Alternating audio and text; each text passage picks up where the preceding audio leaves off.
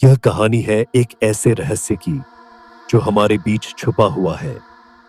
यह कहानी है एक रात के मुसाफिर की जो सिर्फ रात में ही दिखाई देता है, लेकिन उसकी मंजिल कहाँ है यह आज तक कोई नहीं जान पाया।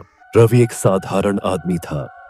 वह रोज की तरह अपनी ऑफिस की देर रात की शिफ्ट खत्म करके घर जा रहा था, पर उस रात कुछ अजीब था। एक अलग सा सन्नाटा था, जैसे हवा में एक अज्ञात डर समाया हुआ हो। आज ये रास्ता इतना सुनसान क्यों है? हमेशा तो यह काफी लोग होते हैं, रवि ने घबराते हुए कहा। रवि ने महसूस किया कि कोई उसका पीछा कर रहा है। वो मुड़ा, पर वहां कोई नहीं था। वो फिर से चलने लगा, पर जैसे ही उसने रफ्तार बढ़ाई, पीछे से किसी के कदमों की आवाज भी तेज होती गई। रवि ने डरते हुए कहा, कौन है वहां?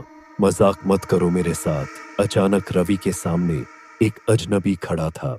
चेहरा सर्द, आंखों में अजीब सी चमक। उस अनजान आदमी ने रवि से कहा, क्या तुम मुझे अपने साथ थोड़ी दूरी तक छोड़ सकते हो? रवि सहम गया, पर उसने हिम्मत जुटाकर हामी भर दी।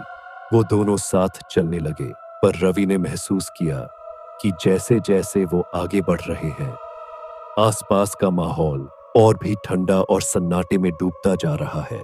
रवि उसे देखकर सोच रहा था कि ये इंसान तो नहीं लगता, इसका चेहरा भी अजीब है, जैसे सैकड़ों साल पुराना हो। अचानक वो आदमी रुक गया। उसने रवि की ओर देखा और कहा, अब मैं अपने सफर की आखिरी मंजिल पर हूं। अब तुम्हें यहां से वापस लौटना चाहिए। रवि ने मुड़कर भागना शुरू किया।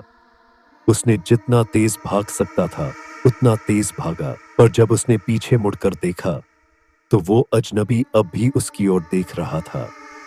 उसकी आंखें चमक रही थी, जैसे वो किसी और दुनिया का हो।